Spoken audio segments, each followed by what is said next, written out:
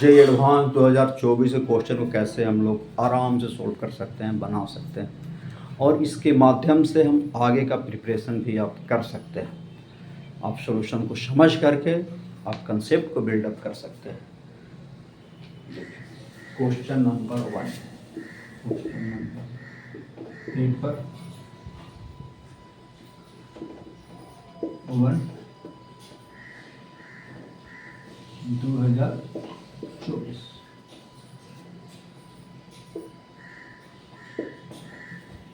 Question कहता dimension quantity is constructed in the terms of the electronic charge. E permittivity, epsilon naught, Planck constant h, speed of light c, a dimensionless quantity written h, dimensionless quantity e per power alpha, epsilon naught per power beta, h per power gamma और c per power lambda. This is the dimensionless, right? m0, l0, t0, a0. इस तरह से आप इसको आप लिख सकते हैं, डायमेंशनलेस क्वांटिटी। तो सबसे पहले ऐसे क्वेश्चन को अगर सोल्व करना है तो इसमें जितने भी टर्म आ रहे हैं उस सब का डायमेंशन आपको जानना होगा। तो सबसे पहले ई का डायमेंशन तो हम जानते हैं, एप्सिलॉन का डायमेंशन कैसे फाइंड कर लेंगे? आप पढ़ चुके इलेक्ट्रोस्टैटिक फोर्स Fe बराबर Q1 Q2 upon 4 pi epsilon not r, right? Epsilon not dimension a t का स्क्वायर का 4 गुना 4 करंट गुना टाइम अपॉन फोर्स का m l t पर पावर -2 और इनटू डिस्टेंस का l square. Epsilon not dimension, right? m पर power -1, l पर power -3, t पर power 4, a पर पावर 2। आप इस तरह से एप्सिलॉन का डायमेंशन लिख सकते हैं। प्लैंक्स कांस्टेंट h का डायमेंशन जानना होगा, तो E बराबर पढ़े h into energy of photon. तो न्यू का dimension energy for light, dimension work equal होता है ml स्क्वायर t पर पावर -2, फ्रीक्वेंसी t पर power -1, right? ml square t पर पावर -1। अब आप c का डायमेंशन स्पीड ऑफ लाइट आप जानते ही हैं। तो ये दो का डायमेंशन अगर नहीं जानते हैं तो सबसे पहले आप इसको फाइंड कर लीजिए, ठीक है? अब चलते हैं आगे। ई तो आपका इलेक्ट्रॉनिक चार्ज है, डायमेंशन आप जानते हैं 80 पर पावर अल्फा हो जाएगा, एप्सिलॉन नॉट m पर पावर -1, l पर पावर -3, t पर पावर 4, a स्क्वायर, इस पर पावर क्या है? Beta, h m l square t पर पावर -1 होल पर power gamma, l t -1 speed of light और equal to, right? m0 l0 t0 a0। इस तरह से आप रिप्रेजेंट कर सकते हैं। अब ये फिजिकल क्वांटिटी, अगर ये रिलेशन सही है, फिजिकल क्वांटिटी दोनों साइड का डायमेंशन सेम होना चाहिए। तो पहले मास इक्वेट करना शुरू करते हैं।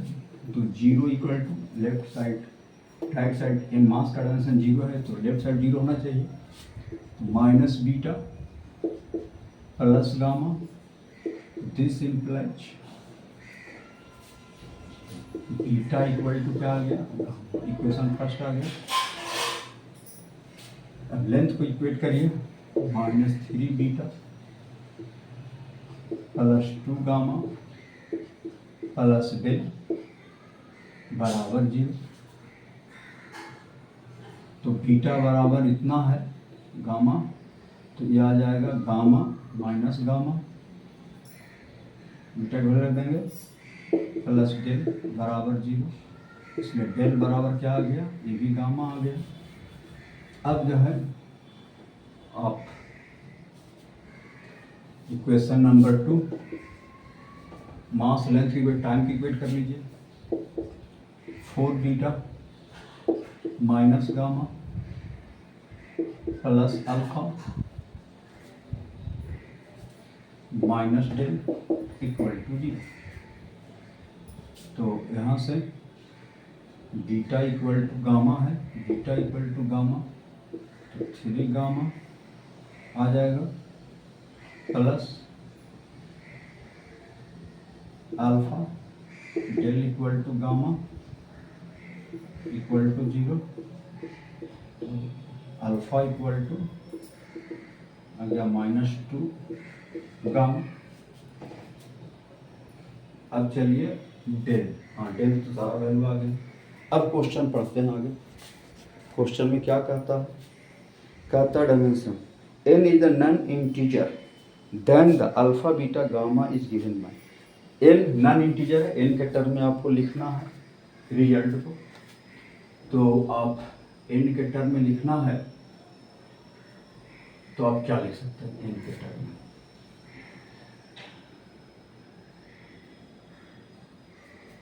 Alpha gamma equal to -n, अगर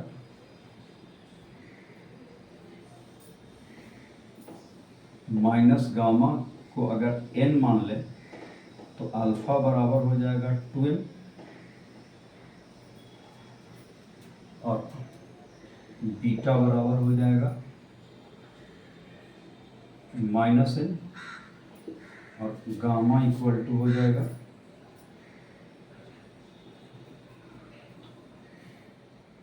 गामा इक्वल टू -n। तो आ जाएगा आंसर, तो हमें गामा निकालना है, तो gamma value minus gamma equal to n, तो गामा इक्वल टू -n, तो ये वैल्यू आ गया, अल्फा आ जाएगा 2n, बीटा आ गया -n, गामा आ गया -n, अब डेल, तो गामा -n आ गया तो भी क्या आ जाएगा, डेल भी क्या आ जाएगा -n। तो करेक्ट आंसर आपका हो जाएगा। तो देखिए कितना आसानी से इस तरह का क्वेश्चन आप बना सकते हैं। ठीक है।